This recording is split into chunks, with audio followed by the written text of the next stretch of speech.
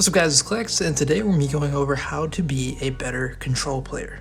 First tip, more so than hardpoint, you must value your life. Reason being is obviously the amount of lives you and your team have is limited to 30 per round. So you really want to focus on playing it safe and taking favorable gunfights. Like I always say, try to be in situations that you can trade with your teammates no matter the side you're on. However, once your team has an advantage in the lives department, I suggest to play more aggressive. When doing this on offense, a good way to coordinate as a team is to have two people on the point while the other two go out and try to attack the team while they're spawning up. Maybe have an AR and flex player on the point and the OBJ and Slayer with their SMGs push up, and that would be in a perfect scenario. Reason being, obviously, two of them have SMGs and they're better in close case situations, and then a flex and an AR could have ARs, and yeah, get the point. Now, outside of kills is how to focus on the objective. You really want to make every push on offense as good as you can because you only have so many. Wait for the moment that your whole team is able to coordinate, push together. From this, it's really all about winning the big gunfights. Even when the going gets tough, you have to remember to play smart and value your life and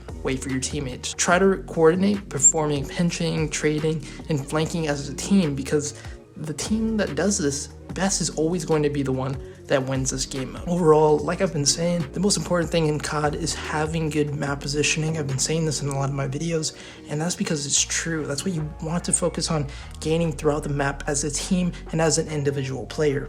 And if you're wondering, well, how do I exactly gain good map positioning? That's a lengthy topic, but if I had to say it shortly, just try to do the best setups you can with you and your team possible. Play together, try to get good lines of sight, and try to trade kills as much as you possibly can. Side note, if you're a newer player, another thing that will motivate you to do well on the control is realize you have to kill more and die less.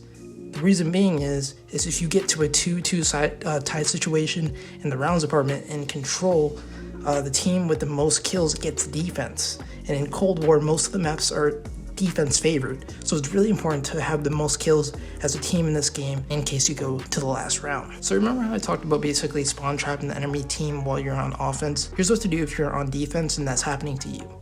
Again, wait for your teammates and try to coordinate pushing out of your spawn.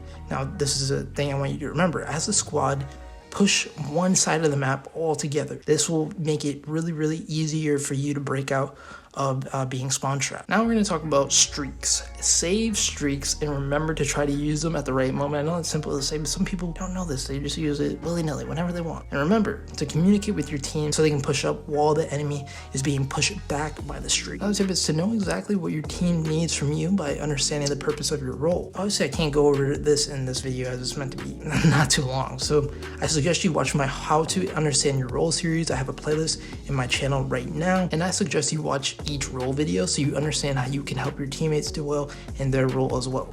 But for example, the Slayer in this game mode control would obviously be the best person to push up the furthest on offense and spawn trap. OBJ should obviously be more focused on capturing or defending the objective, no matter depending on what side they are rather. And Flex should fill in the roles, whatever is needed, and the AR should be trying to gain power positions and watch over everybody as much as possible. That's just a quick summary / example though. Now let's talk about spawns. In this game mode, I feel as though it's really easy to spawn trap and overall understand the spawns. Reason being, obviously you or the enemy are gonna flip to opposite sides across the entire map, like in Hardpoint. Instead, it's simple. If you're on offense and you're pushing the right side of their overall general spawn area, the enemy team is going to be spawning left, and vice versa.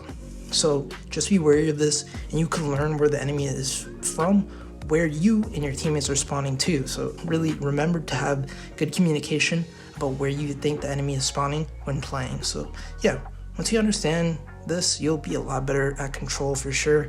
Rewind it one more time if you didn't understand what I said, and yeah, that's pretty much it.